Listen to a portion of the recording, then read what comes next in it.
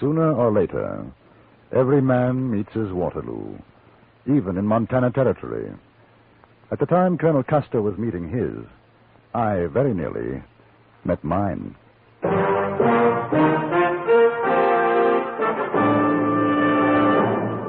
Frontier Gentlemen.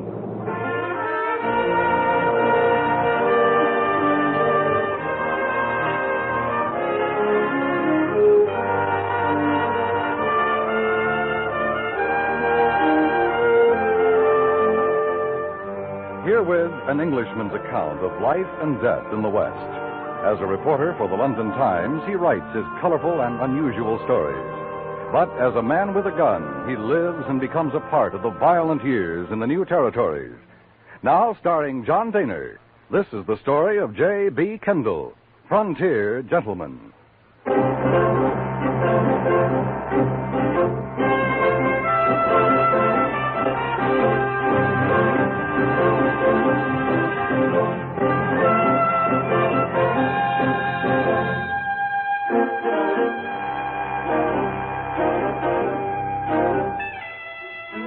I had received permission to accompany a troop of soldiers and packers up the Yellowstone to the mouth of Rosebud Creek, and through the kindness of a Lieutenant Snow in charge of the supply depot, I'd found quarters aboard the river steamer Far West. There was an air of expectancy about. A scout had brought news that the main concentration of the Sioux Army had been sighted somewhere between the Rosebud and the Bighorn. It was Lieutenant Snow who informed me. Well, they've sent Custer in the 7th, Mr. Kendall. We'll see an end to it now. He'll finish the Sioux. I wish I had known. I'd like to have gone with him. Well, maybe Custer will bring back Sitting Bull or a Crazy Horse. You'll be able to have your interviews. I've about given up hope. Oh, don't worry.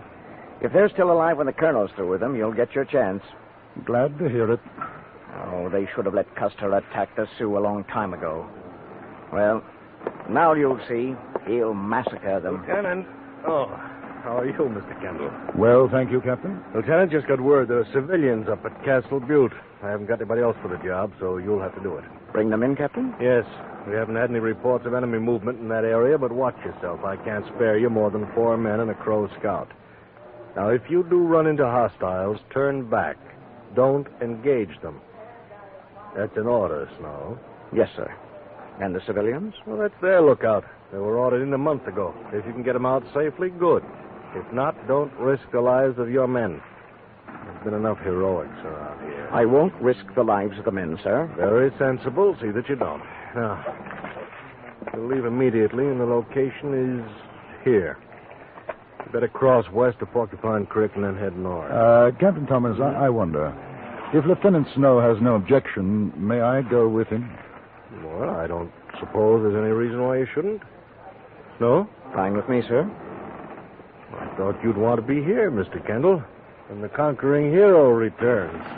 Make an interesting story for your London Times. I beg your pardon? Oh, we'll be back in time, Mr. Kendall. Captain Thomas is referring to Colonel Custer. Oh. The young lieutenant and I don't see eye to eye about the colonel. No, we don't, sir. Well, it's a matter of opinion. I won't bore you with mine, Mr. Kendall. Snow, you'll issue a horse and a rifle to Mr. Kendall and see that he signs for them. Yes, sir. Good luck. There are times when it's hard to remember rank.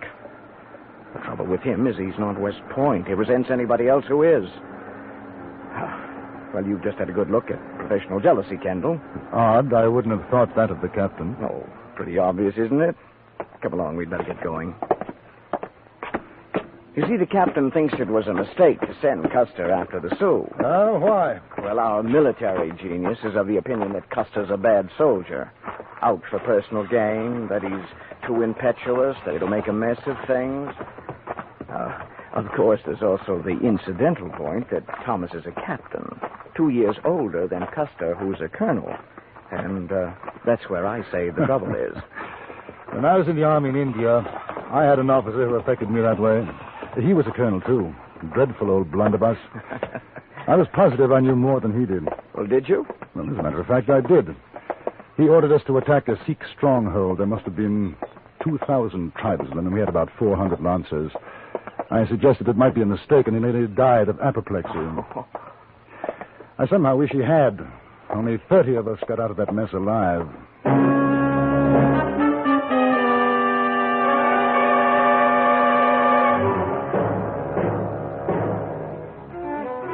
Our destination was some 15 miles north and west of the mouth of Rosebud Creek.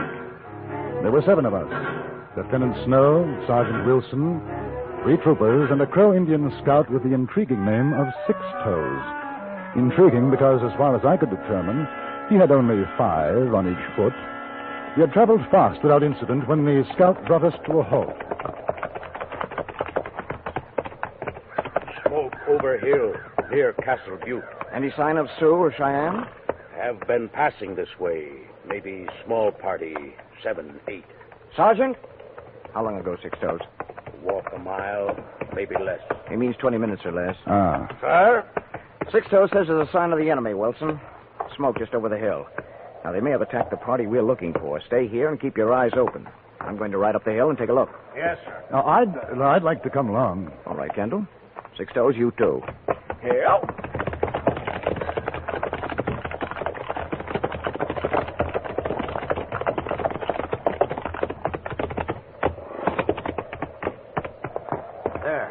Smoke.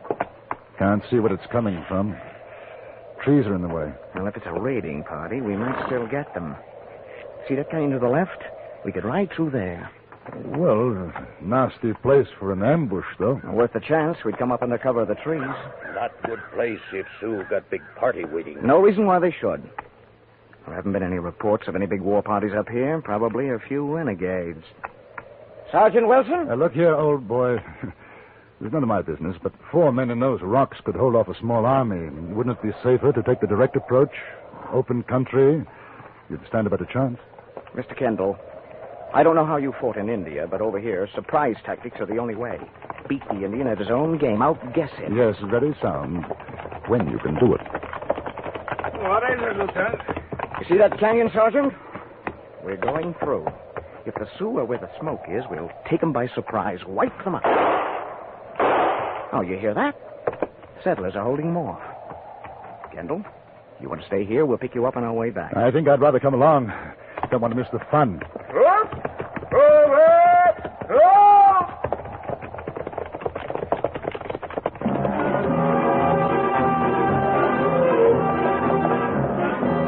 We rode down the hill toward the narrow canyon.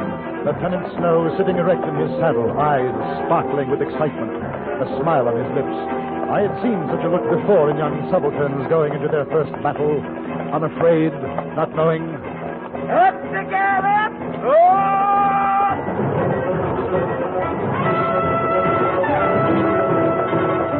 The mouth of the canyon grew closer. The shadows reached out to us.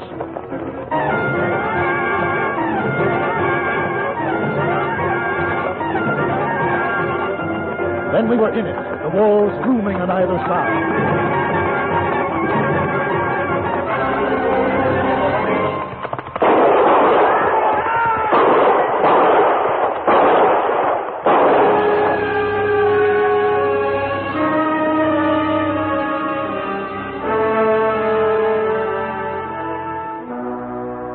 I didn't look back. I knew from the sound of that first volley what had happened. And when I emerged from the canyon, there was only one other man a short distance behind me. It was the Crow Indian scout. Go around the trees. Don't go through.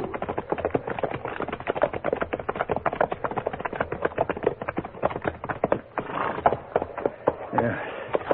Now take a look. See if anyone's alive in there. I'll try the smaller cabin.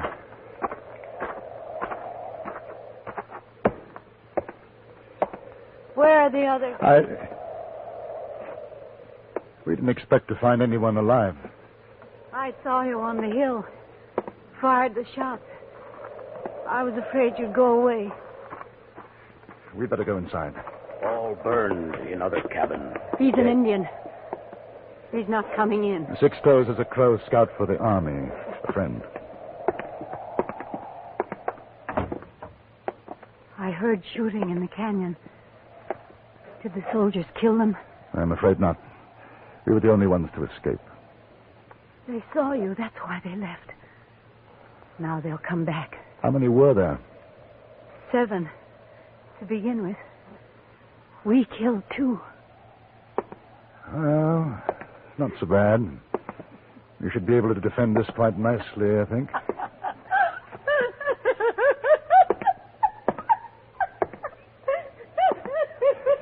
Yes. I'm sorry. Sixtos, I'm going out to the horses to get the rest of the ammunition and our canteens. Cover me from the window.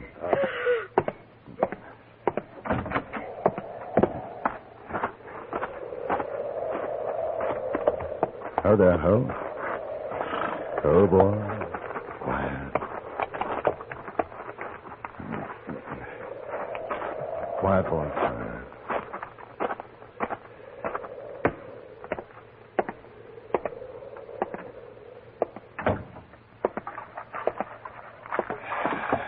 There. I'm sorry. That was a very foolish thing to do. I'm all right now. Good. I've got a gun and ammunition. I know how to shoot. Couldn't be better. Sixtos, keep watch where you are. The lady and I'll take this side. My name is Amelia Mitchell. How do you do? I'm J.B. Kendall. Did you see a little boy out there? In the other cabin? No, but perhaps he... He was in there. With my brother and the other men. They were putting up a stockade when the Indians started to shoot. I was in here getting some nails. I saw what happened through the window. It was so quick. Then there was the fire. And the cries. I hope he died before the fire. Your boy? My son. 10 years old. It's not right, is it? No, it's not right. You, tall man. Yes? Indians coming. Cheyenne. See them through trees. Where? Wait. You see.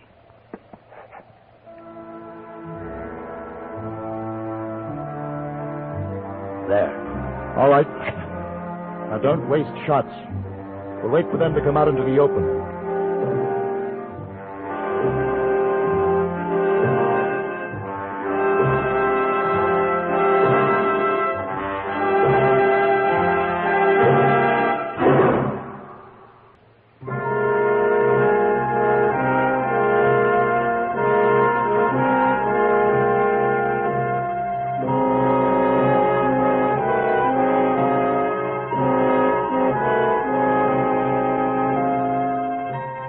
Waited for the Cheyenne to come out into the clearing, away from the cover of the trees, but they didn't. Neither did we get a chance for a decent shot at them. The sun began to go down. Shadows lengthened. In the little cabin, a shaft of pale sunlight poured through a crack in the heavy shutters. It was very warm. Amelia Mitchell, possibly 35. Rather tall, her face glistening in the heat, the Winchester rifle held firm in her broad hands. I was suddenly and unaccountably very conscious of her.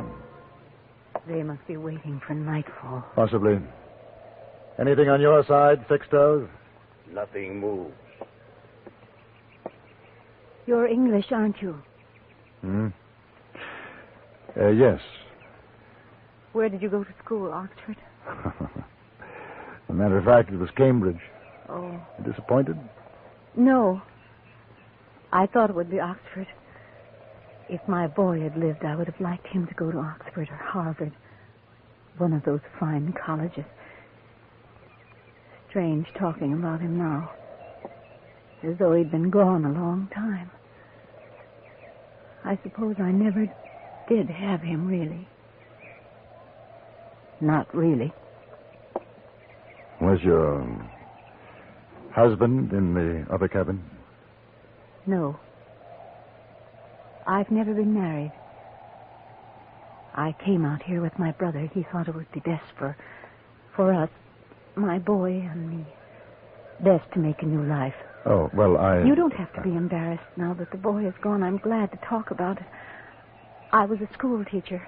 After the war, I met a man. He was a returning hero. It was lonely. I never saw him again after that one time. You could have married. No. A decent man wouldn't have wanted that.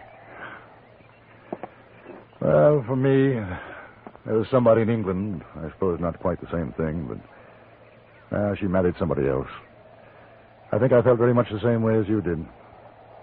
It was a mistake. It's funny, you and me, you and I, talking like this. What were you doing here? My brother and the others were in partnership, mining. We thought we might have found a rich vein. Well, when this is over, you'll be very rich. Do the things, see what you've always wanted to, go to Europe, England.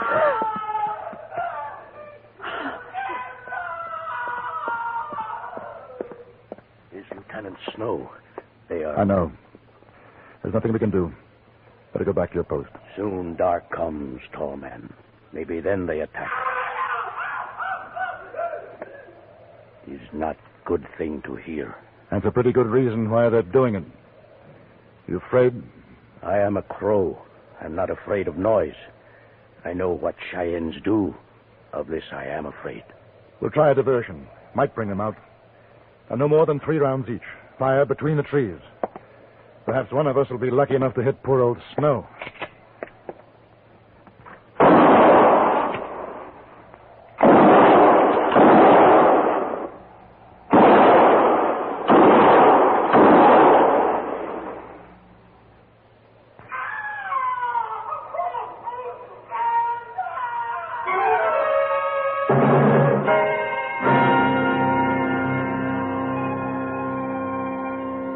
It was no good. I knew that with darkness they would come. There would be no moon. They would wait and then set fire to the cabin. If we tried to run out, it would be mercifully quick. A bullet. Nothing more. I'm not sure what it was that made me decide. The sight of the woman standing next to me or the sound of Lieutenant Snow's agony. But suddenly I knew what had to be done. Look here. We can wait until they burn us out, or we can do something. Six-Toes, will you go out there with me? We are 2 against them. Woman, no good. She will stay here.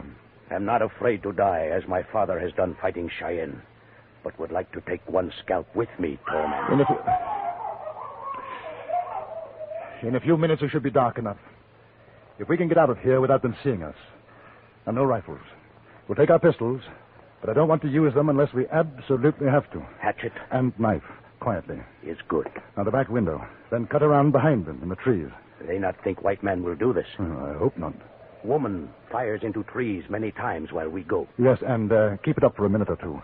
Give us a chance to get out there. All right. I think you know what to do if we don't come back, Miss Mitchell. I know. Goodbye, Mr. Kendall. Start firing.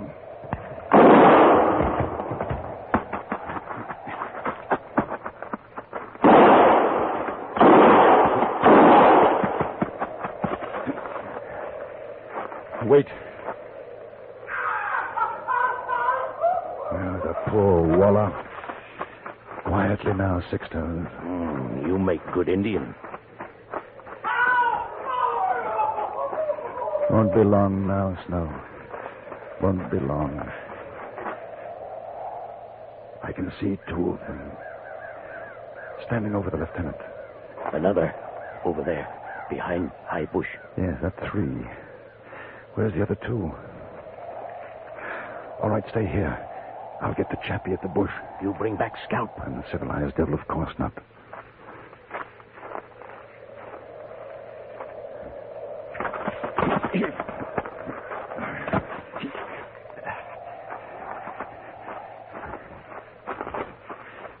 You get him? I get him.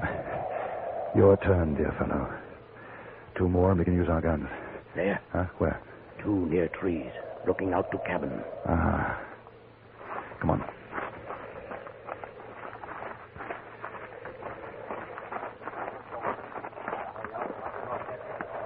We'll never get across the clearing without them seeing us. Can you throw the hatchet? Very good at throwing. You watch. together. 1, 2, 3. Oh, blast. Fine bloody aim you've got. Quick. Barely see them now. Shoot, and for Lord's sake, don't miss. Shoot!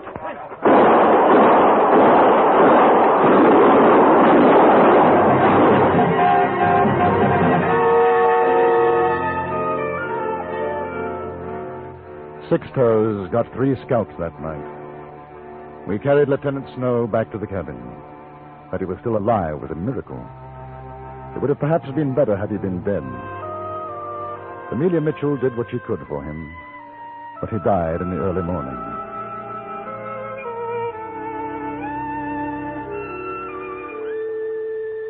When we returned to the Rosebud the next day, the Battle of Little Bighorn was over. As Lieutenant Snow had predicted, it had been a massacre. Custer's troops had been wiped out. Those other wounded under Major Reno's command were being carried aboard the riverboat, the Far West.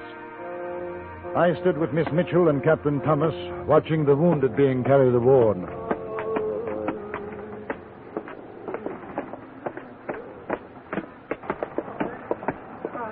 Where would they take them, Captain Thomas? Downriver to the hospital.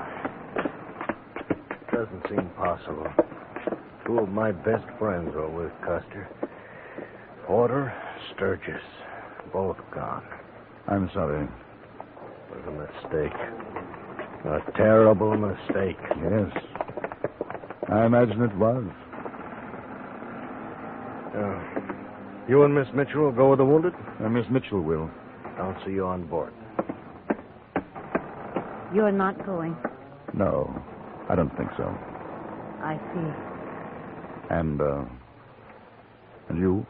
I'll be able to help at the hospital. Then, sooner or later, there'll be a school out here. I'll teach again. Oh, you'll get married. There'll be other children, besides those in your school. I don't know. What about you? I'll be sending my story to the London Times, and I'll go north. There's a town called Fort Benton. I hope we shall meet again, Mr. Kendall. I hope so, Miss Mitchell. Well, you'd better go aboard now. Good luck. Goodbye.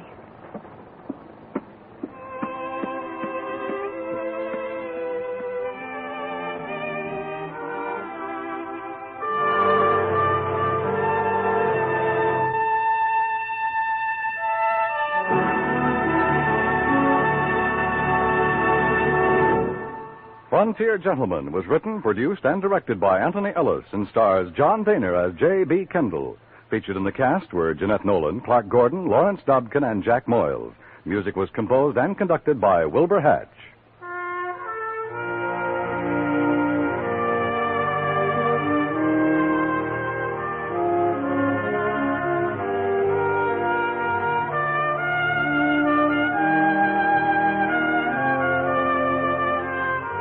The eventual success of the fight for freedom depends upon our getting the truth to people behind the Iron Curtain.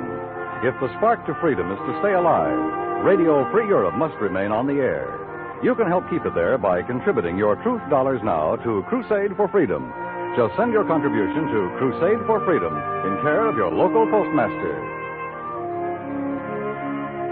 Join us again next week for another report from the Frontier Gentleman.